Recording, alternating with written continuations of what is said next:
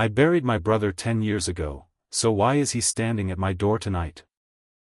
It was a quiet September night in the town of Elmsford, New York. The wind rustled gently through the thinning trees, and in the distance, a freight train whistled across the Hudson River tracks.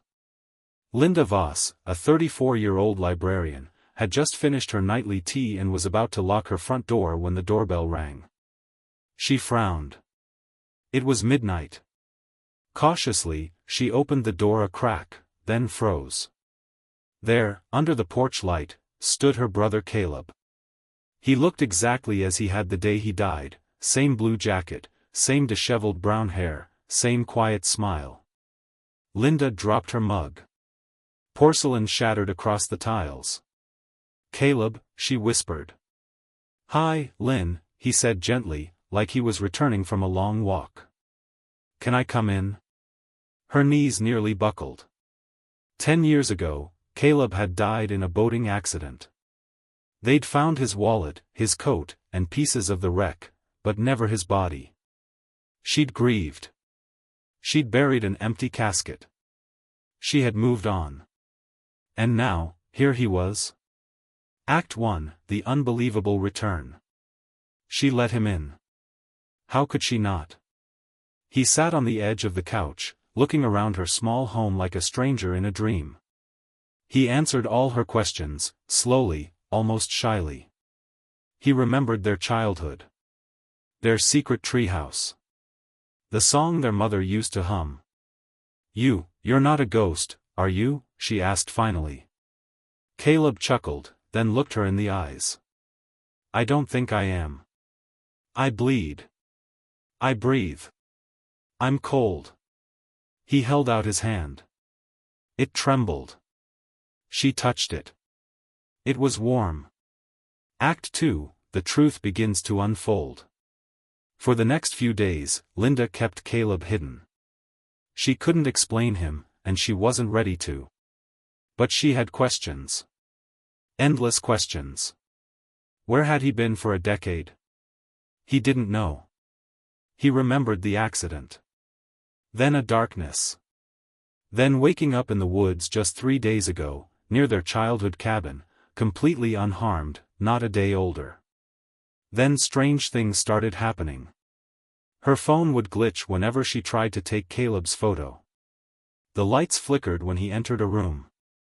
Her dog barked madly at him but never approached. Linda grew afraid. One evening, she snuck into her attic and pulled out the box of Caleb's belongings. Among them was a journal, his. The last entry, dated the morning of his death, read: "Something's wrong with the lake. I hear things at night. If I go missing, it wasn't an accident." Act 3, the lake's secret. Determined to uncover the truth, Linda convinced Caleb to return with her to the lake, the place he'd vanished. It was foggy that morning. The air smelled metallic, like iron and thunder. They rode to the middle of the lake in silence. Then Caleb gasped. "I remember," he whispered. He pointed to the water below. "There's something under us." Suddenly, the lake shimmered, like glass rippling in a breeze. From beneath the surface, a pale hand reached up. Linda screamed. Caleb didn't move. "I think it's me," he said. "Or who I used to be." A second Caleb, paler, more lifeless, floated upward, his eyes open but blank. Then, as if the reflection had finished sinking, Caleb himself began to convulse. "I'm not supposed to be here," he choked out. "They let me go, but they're calling me back." Linda grabbed him. "No. You are here. You're real." But his form was already fading, his skin turning gray. "Tell them I wasn't afraid at the end," he said softly. And then, he vanished. The lake stilled. And Linda was alone.